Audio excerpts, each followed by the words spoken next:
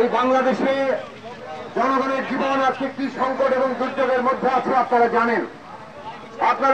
এই ঢাকা শহরের মানুষ তার জীবন সম্পদ নিয়ে এই ঢাকা শহরের পরিবেশ প্রকৃতি সবকিছু আজকে কি বিপর্যয়ের মধ্যে আছে।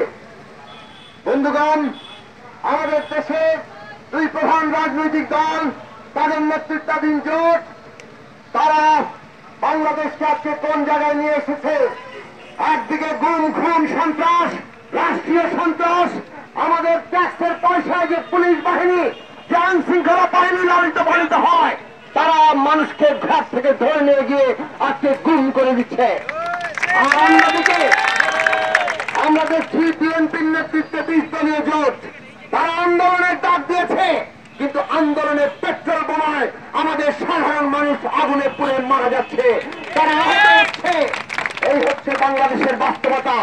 বাংলাদেশের মানুষ, বাংলাদেশের গণতন্ত্র, এমনকি বাংলাদেশের অস্তিত্ব আজকে এই গুম খুন আর পেট্রোল বোমার কাছে জিম্মি হয়ে পড়েছে। এই ঢাকা শহরে যানজট থেকে শুরু করে মশা, এমন সমস্ত সমস্যা আজকে আছে। যদি এই সিটি কর্পোরেশন আপনাদেরকে নাগরিক হিসেবে স্বীকৃতি দিত, আজকে এই ধরনের কোন সমস্যা থাকার কথা নয়।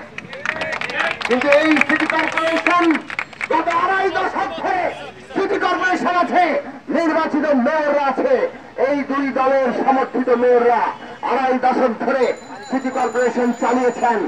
কিন্তু ঢাকা আজকে বসবাসের অনুপযোগিতার দিক থেকে দ্বিতীয় নগরী। এই শহরে বসবাস করা যায় না। এই দুই দলের সমর্থিতরা নতুন কোনো কিছু আপনাদেরকে উপহার দিতে পারবে না। আজকের এই সিটি কর্পোরেশন নির্বাচন আমাদের সামনে তাই একটা সুযোগ এবং সম্ভাবনা। আমরা কি গুম খুন আর পেট্রোল বোমায় থাকবো, না পরিবর্তনের দিকে যাব? আমরা কি ঢাকা শহরকে এইভাবে বসবাসের অনুপযোগী শহর হিসেবে আরো অনুপযোগিতার দিকে নেব, নাকি আমরা পরিবর্তন করব, নাগরিক মর্যাদার শহর করব এবং ঢাকাবাসীর সমস্যা সমাধানের জন্য নগর সরকার করব? এই সিদ্ধান্ত আপনাদের। কেবল মেয়র নির্বাচন নয়, ঢাকায় এবং প্রতিটি শহরে নগর সরকার করতে হবে। এই শাসকরা সমস্ত ক্ষমতা কুক্ষিগত করে রেখে বাংলাদেশে গণতন্ত্র দাঁড়াতে দিচ্ছে না।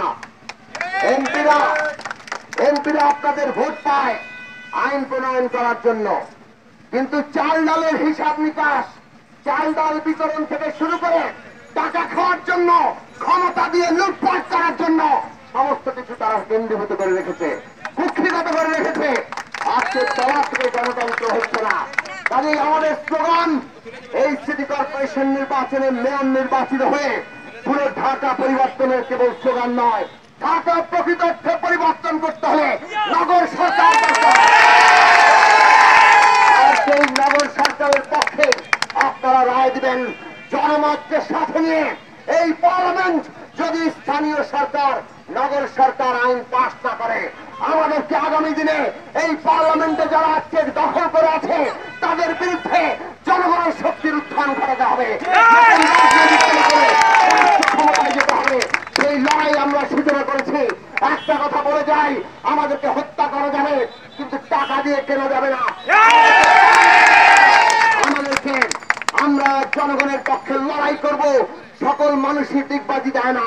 কাজেই বাংলাদেশে বহু মানুষ আত্মত্যাগের যে উৎসর্গকৃত দৃষ্টান্ত স্থাপন করেছেন, বাংলাদেশে আগামী প্রজন্ম সেই উৎসর্গের ধারাবাহিকতায় বাংলাদেশকে মুক্তিযুদ্ধের আকাঙ্ক্ষার একটি গণতান্ত্রিক সার্বভৌম অসাম্প্রদায়িক বাংলাদেশ হিসেবে প্রতিষ্ঠা করবেই।